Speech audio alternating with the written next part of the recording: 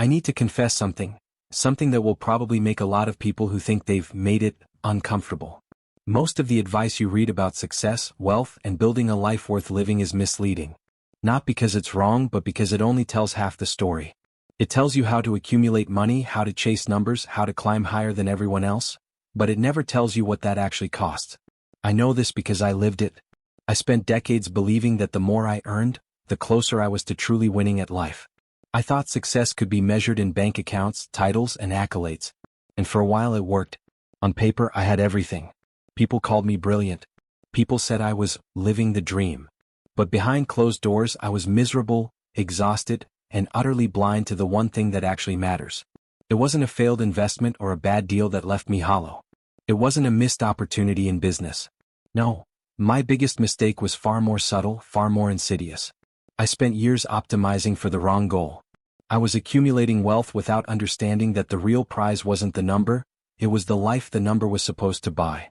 And that mistake, that silent error, cost me years, relationships, and moments I'll never get back. Today, I want to tell you the truth about what it really means to be successful. I want to share the lesson I learned too late, and the shift that changed everything. But first, I need you to promise me something. Stay with me till the end. Because what I'm about to reveal could change the way you think about wealth, time, and the life you're actually building. It all started when I was 16, sitting on the creaky steps of my childhood home in the middle of a rainy November evening. I remember the sound of the rain tapping against the old wooden windows, the smell of wet leaves pressed against the porch, and the cold draft that always seemed to slip in through the cracks. My father was upstairs, hunched over his desk, scribbling numbers into a ledger that seemed to define his entire life. To me, those numbers were magic, proof that success could be calculated, measured, and owned. From a young age, I believed that the size of your wallet was the size of your worth. My parents didn't have much, but they worked tirelessly. I watched my father negotiate deals with the kind of intensity that made him seem larger than life, but I also saw the toll it took. He was tired, impatient, and often distant. Still, I thought, if I just worked harder, if I just chased bigger numbers, I could avoid that struggle while achieving everything I wanted. By the time I graduated high school, I had already made my first big investment. I borrowed every cent I could, invested in a small venture my friend had started, and watched in amazement as my money doubled in 6 months. That thrill, the rush of numbers growing, the validation that I was smart, capable, unstoppable, was intoxicating. I was hooked. Success, I thought, was a formula: risk, calculation, and more risk, all rewarded by numbers that could never lie. I remember the day I walked into my first office as a young entrepreneur, the smell of fresh paint and polished wood filling the space, the hum of the fluorescent lights above, and the crisp shake of my first paycheck in my hands. I was convinced I was on the fast track to greatness. I thought money was freedom, proof that I had beaten life at its own game. But even then, there were cracks I ignored: the missed family dinners, the lonely late nights staring at spreadsheets, the quiet gnawing sense that something vital was slipping through my fingers. Back then, I believed that if I just accumulated more, I would finally be secure, happy, and respected. I had no idea that this belief, this simple equation of wealth equals worth, was setting me up for my greatest mistake, the one that would take decades to uncover and would change everything I thought I knew about life, success, and happiness. Looking back now, I see that my early victories were illusions. They were milestones on a path I thought led to freedom, but really led to something far more confining. And it wasn't until a very specific night decades later that I realized just how wrong I had been, and how profoundly that misconception had shaped every choice I'd made since I was 16. It was a Thursday night in early March, 1992. I remember it vividly: the cold wind rattling against the apartment window, the faint smell of coffee lingering in the kitchen, and the soft hum of the city outside. I was sitting alone at my dining table, surrounded by stacks of papers, spreadsheets, and investment reports. My net worth at that point was more than most people could imagine, and yet I felt a gnawing emptiness in my chest that no dollar amount could fix. That night, I realized something that terrified me: I had been playing the wrong game my entire adult life. I had been so focused on increasing my net worth, on multiplying my investments, on chasing bigger numbers, that I had completely ignored the life those numbers were supposed to support. I was rich, but I was not wealthy. I had financial abundance but no real fulfillment, no meaningful time spent with family, no moments that I could truly call mine. The realization hit me like a punch in the gut. I thought back to the early years, to the excitement of my first deals, to the thrill of watching numbers grow, and I saw the pattern for what it really was. I had been training myself to think success was a function of accumulation, not of life design. Every choice I had made, every sleepless night, every missed dinner, every postponed vacation, was guided by a single metric: the number in my bank account. And then it hit me. There were two kinds of people in this world, two fundamentally different ways to measure success. The first type I would later call the accumulator. The accumulator believes that success is measured by the size of their wealth, the number of deals closed, or the prestige they acquire. Their lives are driven by the pursuit of more money, more influence, more validation. And while they may achieve financial greatness, they often pay for it with time, relationships, and joy. The second type I realized is the designer. The designer measures success differently. For them, money is a tool, not a goal. It's used to create a life that aligns with their values, passions, and personal happiness. The designer doesn't chase numbers for their own sake. They chase experiences, freedom, and fulfillment. Their life is intentionally crafted, optimized for satisfaction, not just accumulation. I remember sitting there that night, staring at the numbers and feeling a mixture of fear, shame, and clarity. Fear because I realized how far I had strayed from the life I wanted. Shame because I recognized that I had been measuring myself against the wrong metric for decades. And clarity because for the first time I saw the possibility of choosing a different path. A path where wealth meant more than numbers, where success was measured by life lived fully rather than money earned. That night, I made a decision that would change everything. I wouldn't abandon my financial responsibilities or investments, but I would stop letting accumulation dictate my life. I would start designing my life intentionally, using money as a tool to fund experiences, relationships, and freedom, rather than as a scoreboard for self-worth. It was the beginning of a shift from being an accumulator to becoming a designer. And while it didn't happen overnight, that moment was the spark. The moment I realized that there was another way to define success, one that didn't require sacrificing the moments that actually mattered. The mistake I had been making for decades wasn't flashy. It didn't involve a failed investment or a business collapse. It was far more insidious, and far more personal. I had been measuring success by accumulation, by the growth of my net worth, instead of designing my life for actual satisfaction. That single misconception had quietly infiltrated every decision I made. I remember one evening in 1990, sitting in my office at 10:47 p.m., the glow of the desk lamp reflecting off my computer screen. My son had called earlier to tell me about his first piano recital. I asked him how it went, but I was distracted. The numbers from a recent investment deal were running through my head: percentages, projected returns, timelines. I nodded and muttered, "That's great," while barely hearing a word he said. That night, I realized that I was building a life measured in numbers rather than moments. The people around me were also showing the consequences of this misconception. I had a friend, Daniel, who had built a successful tech company from scratch. By 1992, he was worth $120 million. He had houses in 3 countries, a collection of cars most people only dream about, and a bank account that could fund several lifetimes. Yet, Daniel rarely saw his children. He missed birthdays, recitals, family vacations. He often called me in the middle of the night, exhausted, complaining about deals and projections, always chasing the next big win. Contrast that with my cousin Laura, who had far less money. Her net worth was a modest $2.5 million, but she had intentionally designed her life around what mattered most to her: family, health, and personal growth. She traveled with her kids, volunteered in her community, and spent her evenings reading or cooking with loved ones. Laura's life was rich with experiences, joy, and connection. Daniel had more than enough money to live an extraordinary life, but he had spent decades chasing the wrong target, sacrificing everything that mattered for numbers on a balance sheet. I saw the same pattern in myself. By 1991, I had more money than I could spend, yet I felt trapped in a prison of my own making. The success I had chased had become a cage. I missed anniversaries, skipped meals, lost sleep, and constantly worried about what I didn't yet have rather than appreciating what I already owned. My health suffered, my relationships strained, and my sense of purpose faded. That's when it hit me: accumulation alone doesn't create wealth, it creates anxiety, missed opportunities, and sometimes even regret. Money without intention is not freedom, it's a set of chains. And the longer I ignored this truth, the more I realized I had been stealing years of life from myself. The tension of this realization was unbearable. I had achieved everything I thought I wanted, yet I had nothing that truly mattered. Every dollar I accumulated had come at the cost of experiences I could never reclaim. Every late night and skipped family dinner was a reminder that I had been playing the wrong game all along.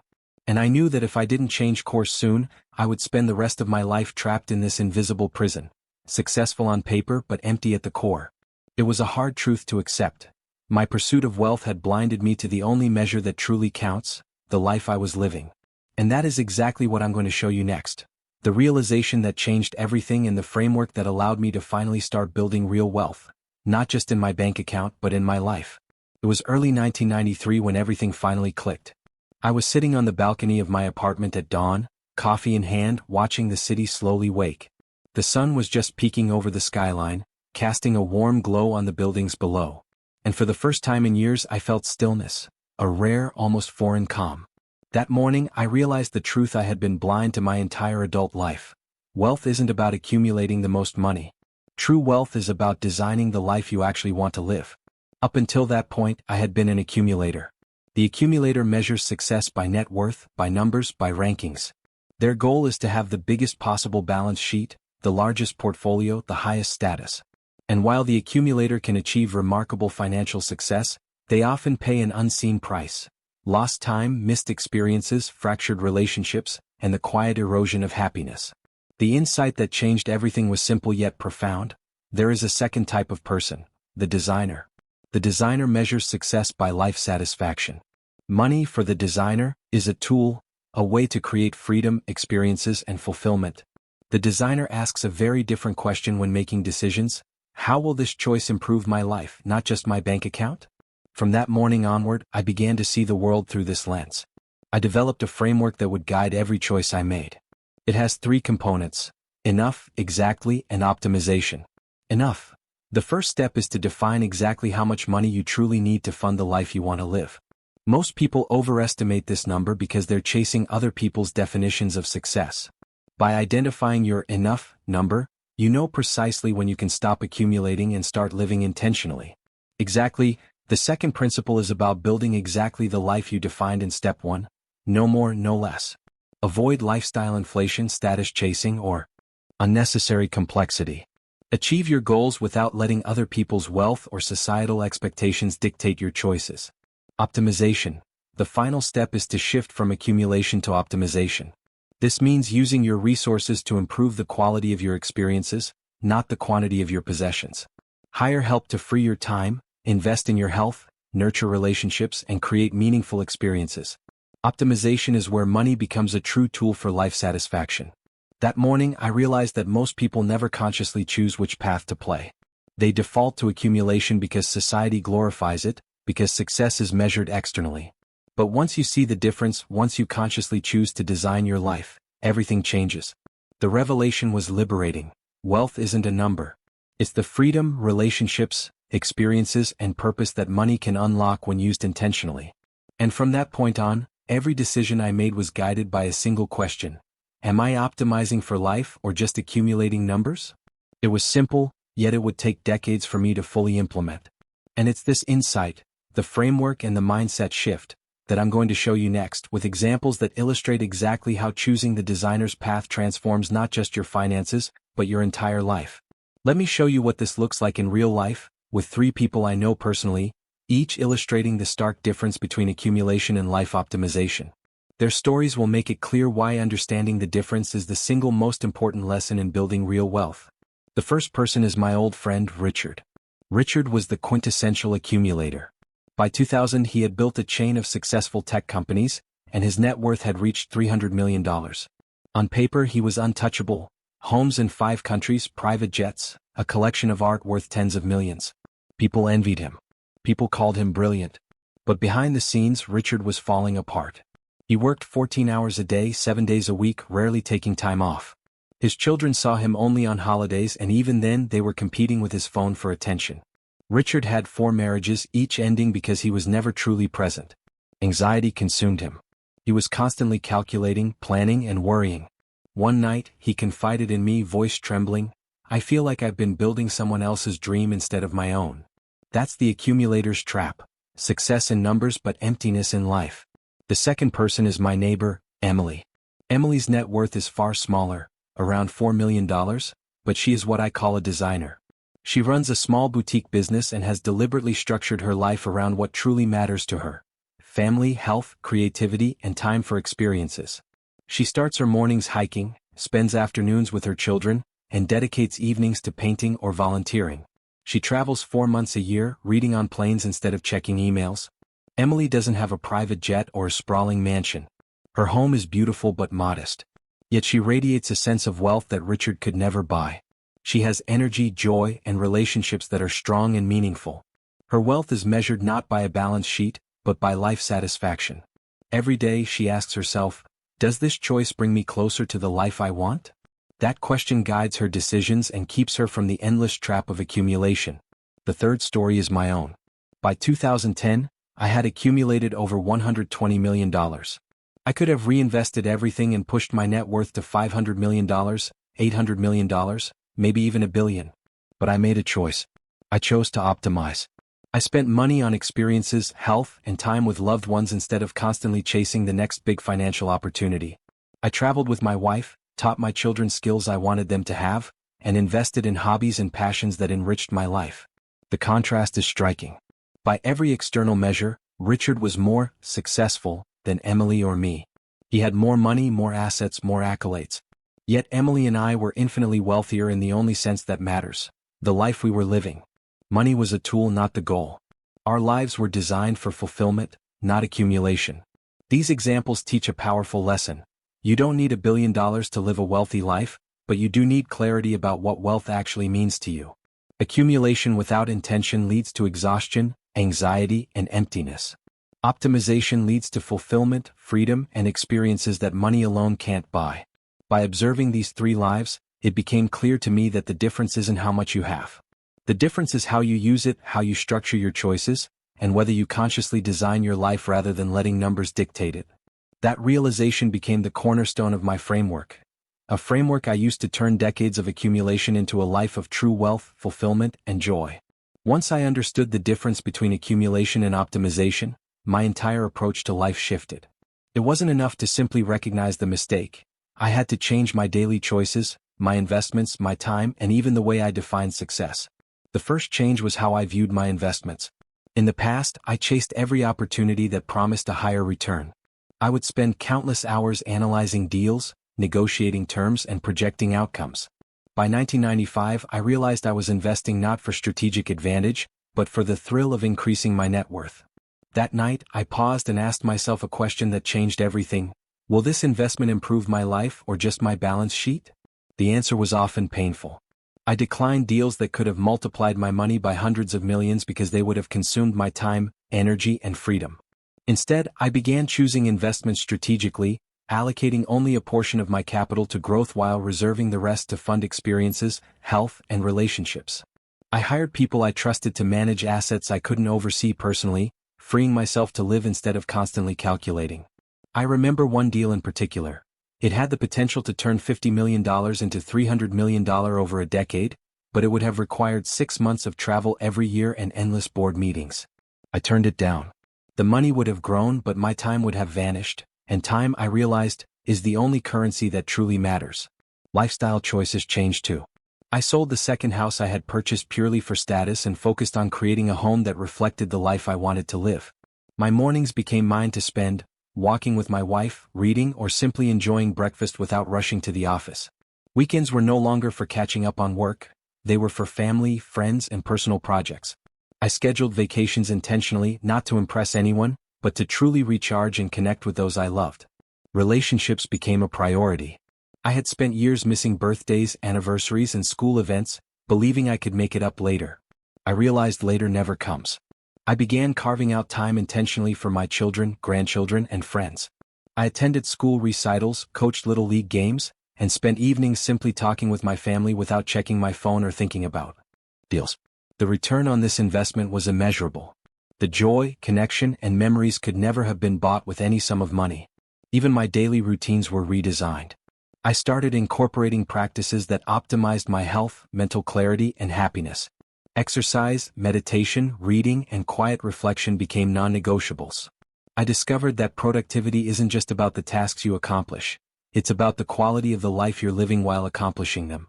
The contrast between accumulation and optimization became stark when I looked back. If I had continued my old path, I might have doubled or tripled my net worth by now. I could have spent decades in endless meetings, traveling for deals, and building numbers on a spreadsheet. But in doing so, I would have missed irreplaceable moments. Watching my children grow, traveling with my wife, and creating memories that give life meaning. Instead, by consciously choosing the designer path, I traded some potential dollars for freedom, presence, and fulfillment. The result? I may not have been the richest man on paper, but I became richer than I ever imagined in experiences, relationships, and purpose. Every decision I made from that point onward was filtered through a single lens. Does this choice optimize my life or just my balance sheet? This framework didn't just improve my wealth, it transformed my life. And it's exactly this approach that I want to share with you so that you too can begin optimizing for the life you actually want to live, rather than endlessly accumulating numbers that never truly satisfy. If there's one thing I want you to take from everything I've shared so far, it's this. Building true wealth isn't about the biggest number in your bank account. It's about designing a life that actually makes you happy. And to do that, I've developed a simple, actionable framework with 3 steps that anyone can follow, whether you're just starting out or already financially successful. 1. Define your enough. The first step is to figure out exactly how much money you truly need to fund the life you want. Most people overestimate this number because they chase other people's dreams. Ask yourself, what does my ideal life look like? Where will I live? How will I spend my days? Once you know the lifestyle you actually want, you can calculate the amount of money needed to sustain it. For example, if your goal is a modest home, travel twice a year, and a few hobbies, your enough number might be far smaller than you think. Defining enough frees you from the endless chase for more. 2. Resist lifestyle inflation. Step 2 is all about discipline.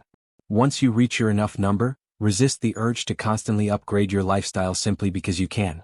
Most people fall into the trap of chasing bigger houses, fancier cars, and more expensive vacations without gaining additional satisfaction. Instead, stick to the life you've intentionally defined.